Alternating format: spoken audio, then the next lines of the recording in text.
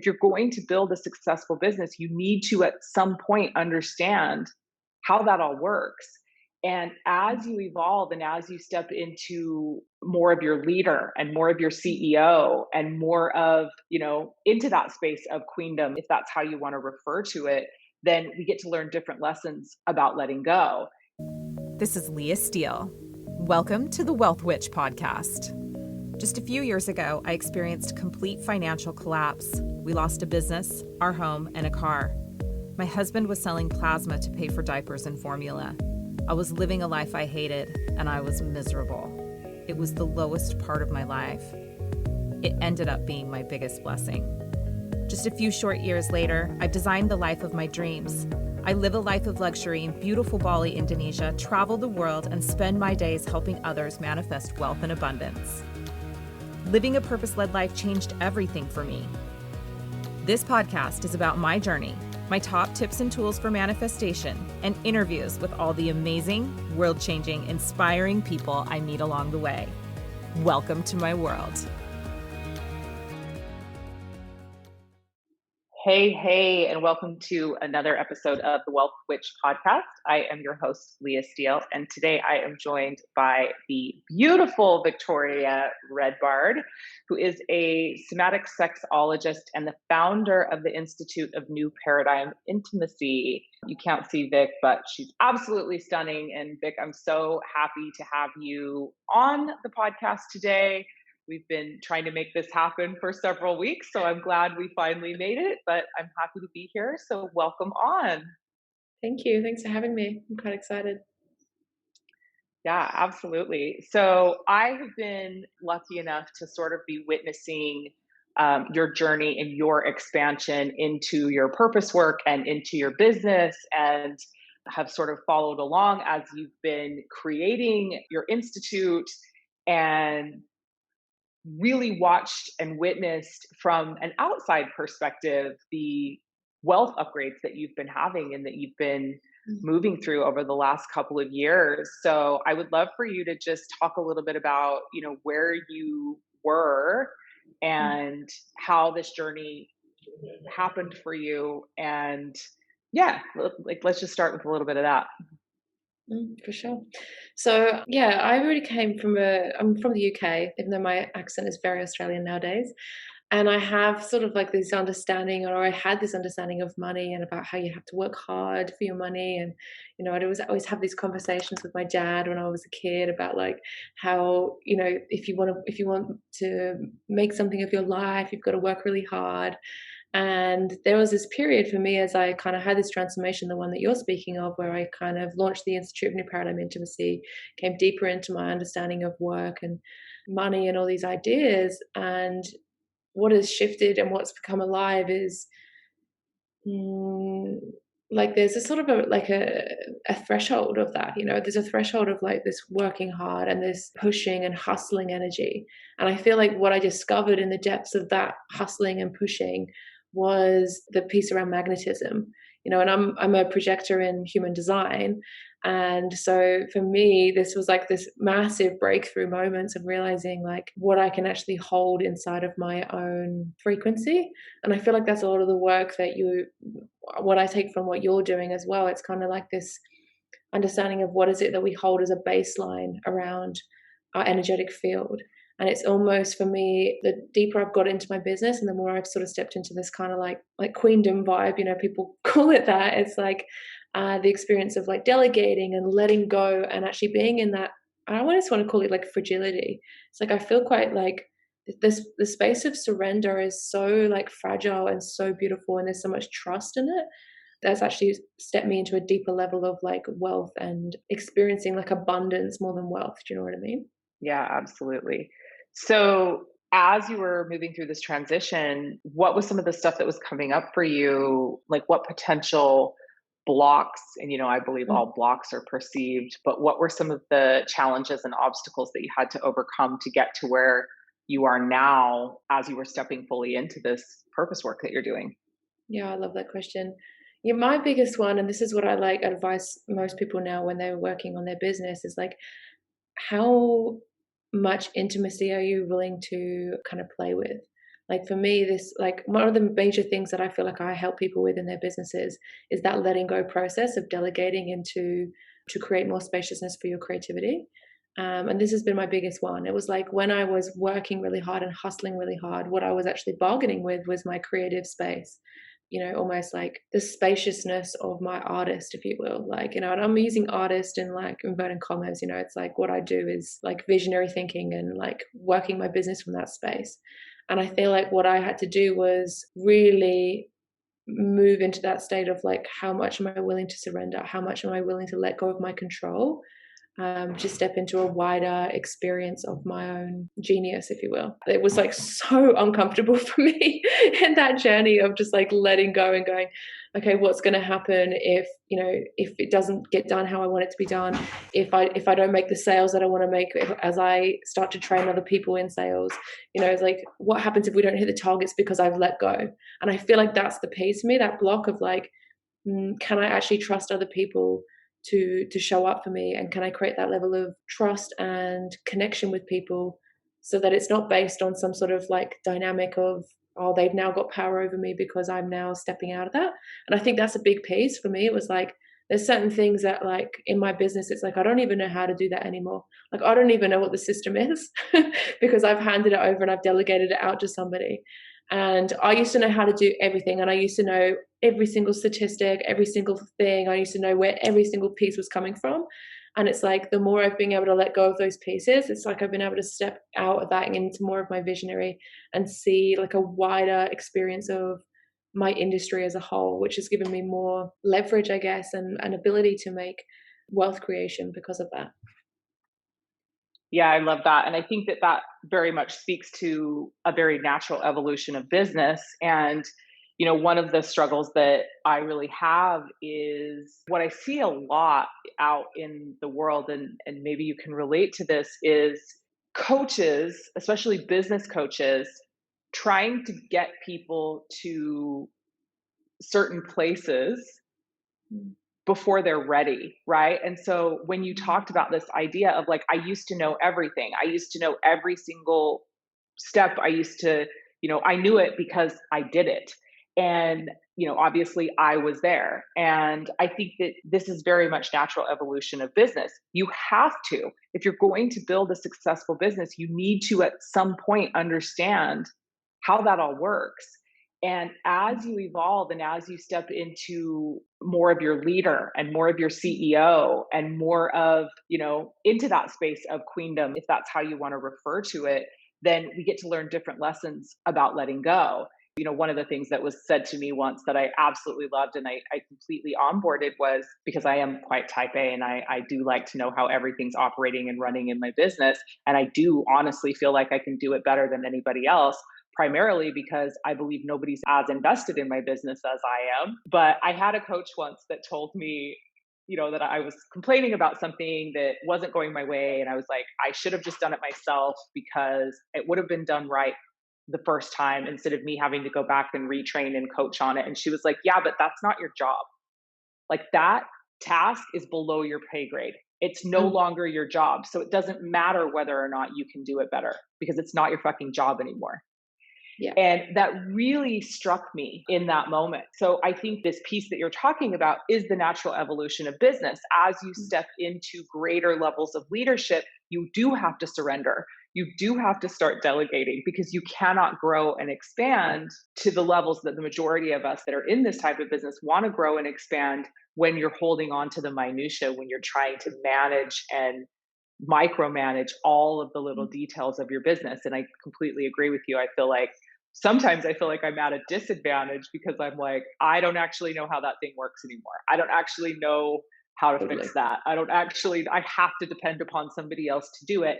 But it does create such amazing spaciousness for creativity. I love that. Like that spaciousness for creativity is like a really beautiful way to put that. I hadn't thought of it like that before, but that is what frees up for me in my business when I do delegate. So I love that. Totally. I was just going to say, like, if I could like pinpoint the archetype that I feel like, I don't know about yourself, but I know women like us, and I know for myself that needs to be broken through. It's the independent woman.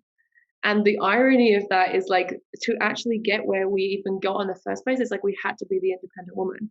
And I almost feel like I've had to like come up against my blocks of like my codependent woman, you know, which is the one that I've been like, yeah, fuck that. I'm fucking independent woman. I'm run my own business. You know, it's like I've had to step through that and go back into like the move into that shadow space of codependency and how do you work as a team, and you know, all the things that I had to kind of push past to get into running my own experience of being the CEO. But yeah, I feel like that's a really good one for women, especially in our space, to explore, is like, where is their relationship to independent, being the independent woman, and how much are we running that in our dating life? You know, obviously I'm an intimacy coach, so that's the way I think about things, is like, you know, how do you show up with in your relationships and your partnerships, and then how's that refer in your space of your business as well? Yeah, and that's beautiful, I think. And it's so interesting how, those shadows are always playing together, where yes, you did have to step into being the independent woman, and then, to continue to grow, you've got to lean back into that codependency piece, and then to expand and up level again, you've got to move back into the independent woman, and then to explore, to expand further, you've got, so it's just this, everything is so cyclical in nature, I think. So I think that's beautiful. Hey, I hope you're enjoying this episode of the Wealth Witch podcast. I wanted to take a quick break to talk to you about an amazing offer I have to work with me like my high-end clients do for a fraction of the investment. If there's anything that the last several months of chaos and change has showed us, it's that our perceptions of what is safe, stable, and secure is anything but. You are your guarantee. You are the key to unlocking and calling in the wealth that you desire. If you don't already know, I'm all about belief and intention, and for me, deciding is the most important action you can take. So I don't need to convince you. You'll either resonate with this or not. The only prerequisite that you need to have is a desire to change your current financial reality. This mastermind I'm about to tell you about is about empowering you to take back control of your financial destiny and take action towards creating the life that you deeply desire. The Wealth Alchemy Mastermind is hosted via the Telegram app, and I've set it up in a way that it's accessible. This is an incredible opportunity to work with me in this mastermind at a special pre-launch rate of $44 a month. Yes, you heard that right, just $44 a month to work with me at the same level that some of my high-end clients do. So what do you get? Weekly exclusive content and training, a monthly Zoom coaching call, a monthly Q&A session, wealth paradigm downloads, wealth activations, and a mastermind chat full of like-minded community. You aren't doing this mastermind for the content. You're doing it for the transmissions, period. You will be activated with abundance just by being in this container. But you have to act fast. The pre-launch offer is only available for a limited time, so click the link in the description of the podcast and sign up now. I'd love for you to join me, so do the thing. Now back to the podcast. I do want to talk to you briefly about the human design thing, because as you know, I am very, very invested in living my design. I'm also a projector. And so I think that, we get a lot of, how are you possibly doing the things that you're doing being a projector? So the first thing I want to ask you is, I'm interested to know, what is your profile type? I think I'm a 6'2". I would have to look it up on my phone. But okay. Yeah, like mine is hermit for one, which is hilarious, right? Because I'm just like constantly like wanting to get on stages and do all those different things. Projector, and what's the other thing of it? So if you're a 6 line, you're a role model. Yeah, you'd be a role model hermit. Yeah, that's me. Yeah, so, role model hermit. So there's a lot of time spent at home with my dog. Yeah. And then, like coming out and doing the piece and then coming back, that's really like, and also what I want to say is very similar to what you just shared as well about that cyclical nature of like moving through the pieces. I feel like this really links into what you and I work with the spiral. Like we're both spiral practitioners, and the spiral dynamic speaks about that as well. It's like, and this is really when I've been tracking, like how do people learn about sexuality, how do people play with their human design, all these pieces. It's like finding range in this experience. It's like for me to actually come back fully into my projector, I had to find the edges of where, of the other places. Like I kind of had to step into what is my generator, and like how far I kind of really recognized in the big launch of that, of like how much I'm not a fucking generator, you know, and that actually helped me find my genius inside of this projector experience. The other thing that I was doing in my business is I was running, because my work is self pleasure. So I walk in a lot of like moving energy through my body, embodying what I want to be experiencing in my life. I was running so much through my own body and my business. So it was like I would tune into my body to feel what was happening all the time. And I would even meditate, and I would almost like call the business entity into my body instead of self pleasure with it. And when I started to recognize this piece around the projector and some other stuff I was looking at with Gene Keys, I was like, oh, I have to move the business outside of me to relate to it. And that was like the intimacy of me creating that. And it was like once I started kind of creating that, you know, holographic experience of my business, and I actually, for me, what I did was just get like a crystal grid, and I started to like experience it through the crystal grid and start to feel it, like where does everything positioning and what's moving inside of my business. It actually let go of a level of like having to hold it in my body. And I feel like this is something that I've noticed between like the way generators create versus how projectors create. For me, it's like the projector is very much like, yeah, for me, it's like this visionary piece. It's like coming up and witnessing and seeing it all playing out. And then for me, the more I've been able to like come up and look at a bird's eye view of my business, there's the more power and like, yeah, that experience of that queendom word that I've just used of like seeing how everything works and looking at going, oh, of course that goes with that and that goes with that. It's like everything just seems much clearer from being outside of the experience of like being so deeply in the field with it.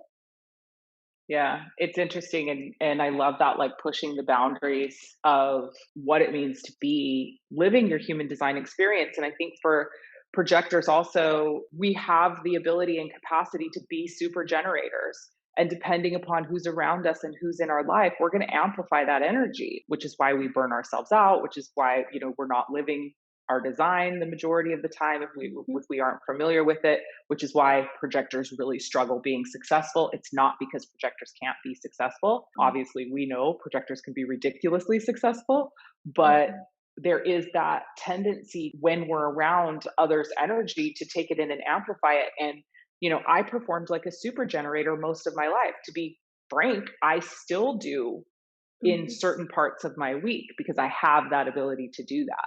But where the mastery and the self-mastery, I think, comes in is in recognizing and realizing exactly what you said, which is when do I need to step out of this position that I'm holding right now and into visionary and into being able to see from that bird's eye view. And then I think, you know, obviously we can't look at all projectors as a whole. You're much different as a 6'2" than I am as a 5'1". And so yeah, I love talking about human design. So anytime anyone brings it up on the podcast, I like to deep dive a little bit. I'm not a human design coach. I am not an expert by any stretch of the imagination, but I do work really hard at living my design. And so I love interacting with other people and entrepreneurs that are doing the same, because it's really amazing to me to see how impactful it can be in business success.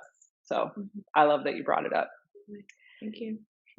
Yeah, let's talk about the Institute. I would love to hear more about the work that you're doing there, and yeah, tell us about it. Yeah, well, the Institute of New Paradigm Intimacy, it's a sexuality practitioner school, and I work with the modality of self-pleasure.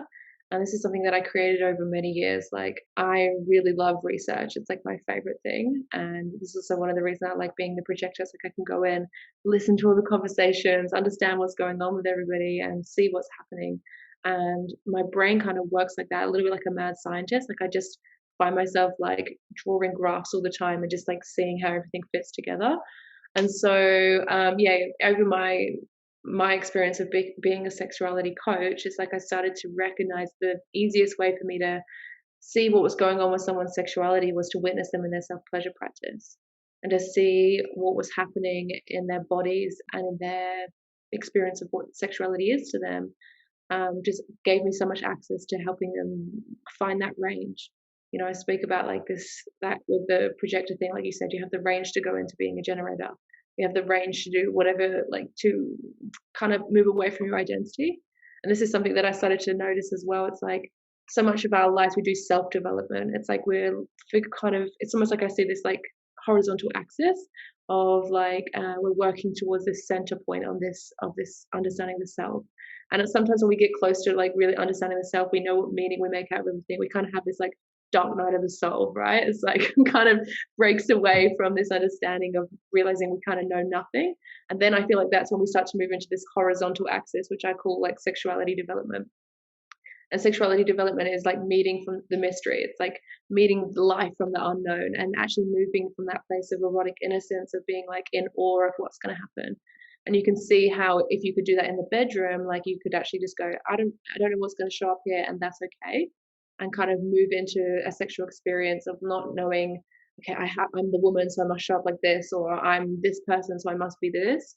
And we move away from our identity and we move into this experience of like, who knows what's going to come through here. It actually gives us so much access to our experience of sexuality.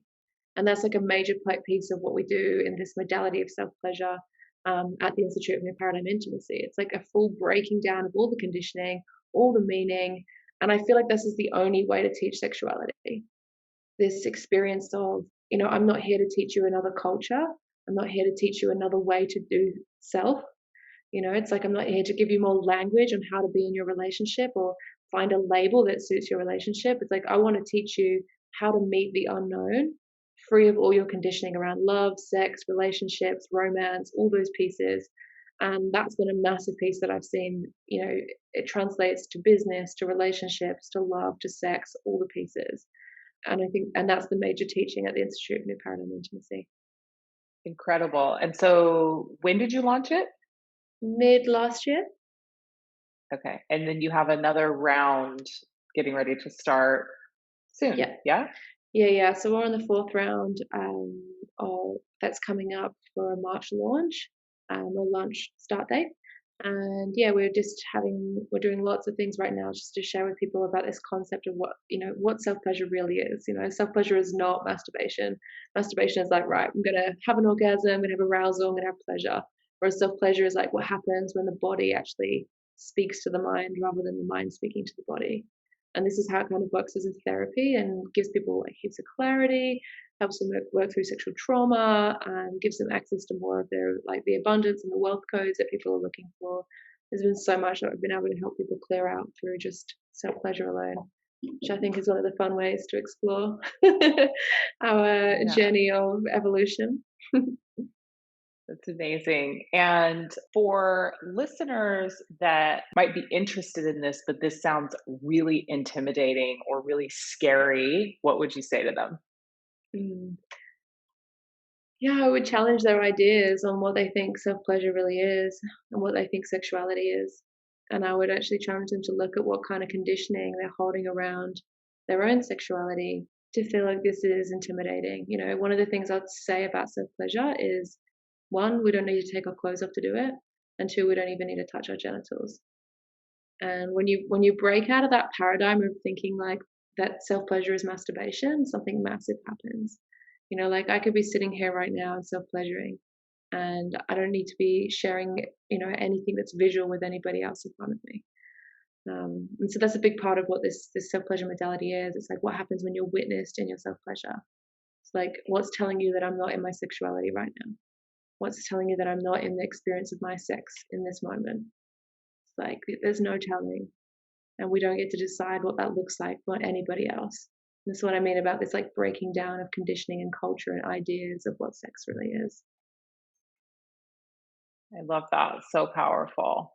Yeah. Well, it's been amazing to have you here, and we will definitely put all of the ways that you can contact Vic in the description of the podcast, as well as ways that you can find out more about the Institute of New Paradigm Intimacy and get information on that upcoming launch that she has for that. But definitely follow her on the socials because she's always putting out heaps of epic content, and I get inspired by your posts all the time, and so it was just an absolute pleasure to have you here on the show. So thanks for being here. No worries. Actually, one other thing that's just been there for me to say is I know that if a lot of your listeners are in the space of wanting to accumulate more wealth, I do have a sex magic meditation on my website that has helped so many people. Like when they've set their intention to be around wealth, I've seen so much come out of that. So yeah, if people want that, it's just victoriaredbard.com. You can get a free download of this sex magic meditation. Amazing. And we'll put that in the description of the podcast as well, the website. So yeah, thank you. What an incredible gift. Thank you so much. Oh, all right. Until next time, this is the Wealth Witch signing off. Remember, it is your divine birthright to be wealthy in all areas of your life, and you are so worthy and so deserving. That's a wrap. Thank you for joining me. Remember, wealth is a mindset, and you absolutely deserve to live the life you deeply desire. And with belief and intention, you create your reality. Until next time, this is Leah Steele, the Wealth Witch.